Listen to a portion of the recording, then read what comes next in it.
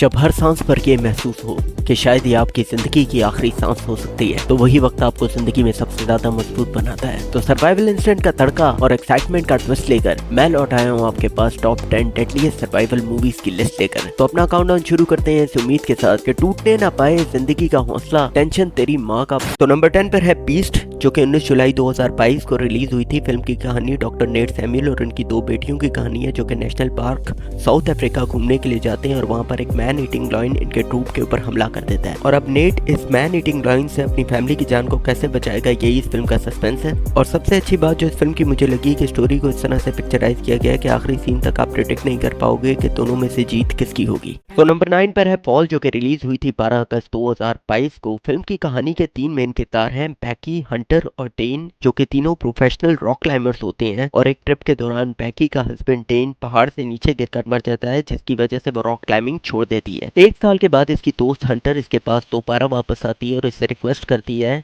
कि वो अपने इंस्टाग्राम अकाउंट के लिए एक पोस्ट बना रही है, जिसके ऊपर इसे 2000 फीट लंबे प्लेन टावर के ऊपर चढ़ना होगा और इसमें वो इसकी मदद चाहती है। अब बैकी पहले तो इस एडवेंचर के लिए बिल्कुल नहीं मानती, लेकिन हंटर के थोड़ा फोर्स करने पर वो इस बात के ऊपर आमादा हो जाती है और फिर ये दोनों दोस्त इस एडवेंचर के लिए आगे बढ़ती हैं और 2000 फीट लंबे इस टावर के ऊपर ये कुछ ना कुछ करके चढ़ तो जाती हैं, लेकिन वापस उतरते वक्त वो स्टील की सीढ़ी जिससे चढ़े थे उतर जाती है और इनकी जिंदगी खतरे में पड़ जाती है। अब 2000 फीट की ऊंचाई पर बगैर खाना, बगैर पानी, बगैर मोबाइल सिग्नल और बगैर किसी मदद के बैकी और हंटर अपनी जान बचा पाती हैं या नहीं, यही इस फिल्म का सस्पेंस है। तो नंबर 8 पर है सर्वाइवल इंस्टेंट और इंसानियत से भरपूर एक सच्ची दास्तान, एस्केप फ्रॉम मोगादिशु। कहानी साउथ कोरिया और नॉर्थ कोरिया के डिप्लोमेट्स की है, जो कि यूनाइटेड नेशंस में अपनी सीट बढ़ाने के लिए सोमालिया के कैपिटल मोगादिशु जाते हैं, ताकि यूनाइटेड नेशंस में अफ्रीका इनको सपोर्ट करे। लेकिन वहां जाकर ये सिविल वॉर के अंदर फंस जाते हैं और अब ये दोनों ट्रुप्स अपनी और अपनी फैमिली की जान इस खतरनाक सिचुएशन से किस तरह से निकालते हैं, यही इस फिल्म की कहानी है।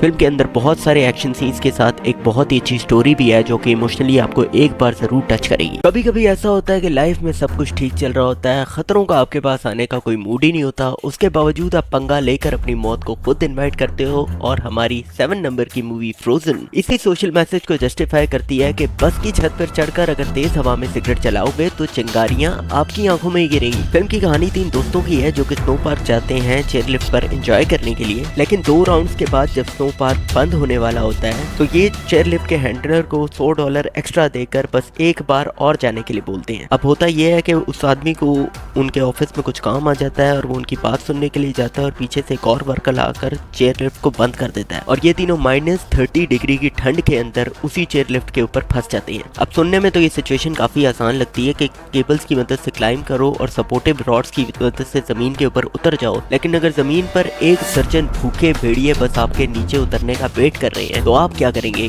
जरा सोच के बताना। इमेजिन कीजिए जंगल में कैंप करते हुए आप सुबह सुबह अपने टेंट के अंदर उठते हैं और टेंट की जिप खोलते ही आपके सामने एक भालू खड़ा है। अब आप क्या करेंगे ऐसी सिचुएशन में, इसका तो पता नहीं, लेकिन एक चीज की गारंटी है कि जो कुछ करेगा भालू करेगा। ये कहानी है फिल्म ब्लैक कंट्री की, जो कि 2005 में हुए एक रियल इंसिडेंट के ऊपर बनाई गई है। कहानी ये है कि एलेक्स और उसकी girlfriend jenny provincial park Canada के अंदर कैंपिंग करने के लिए जाते हैं, जहां पर एक भूखा ब्लैक बेयर इनके ऊपर अटैक कर देता है। एलेक्स की तो ऑन द स्पॉट डेथ हो जाती है, लेकिन जेनी इस बेयर से अपनी जान किस तरह से बचाती है और कैसे सर्वाइव करती है, यही इस फिल्म की कहानी है। तो नंबर 5 पर है जंगल, जो कि 3 अगस्त 2017 को रिलीज हुई थी। फिल्म की कहानी टूरिस्ट योसी किंग्सवर्थ की कहानी है, जो कि अमेज़न के जंगल में अपने 3 दोस्तों के साथ घूमने के लिए जाता है और वहां पर होता है एक हादसा, जिसकी वजह से ये अपने दोस्तों से बिछड़ जाता है। उसके बाद 3 महीने अकेले चलते चलते एक ऐसे अमेज़न के जंगल में सर्वाइव करता है और आगे आने वाली प्रॉब्लम्स को किस तरह से फेस करता है, यही इस फिल्म की कहानी है। फिल्म से हमें एक बहुत अच्छी बात सीखने को मिलती है कि सफर चाहे जितना ही लंबा क्यों ना हो, अगर आपके दिल में हिम्मत है तो आप कामयाबी को जरूर पा लेते हो। तो नंबर 4 पर है 47 मीटर्स डाउन, जो कि 12 जून 2017 को रिलीज हुई थी। फिल्म की कहानी 2 सिस्टर्स की कहानी है, लीजा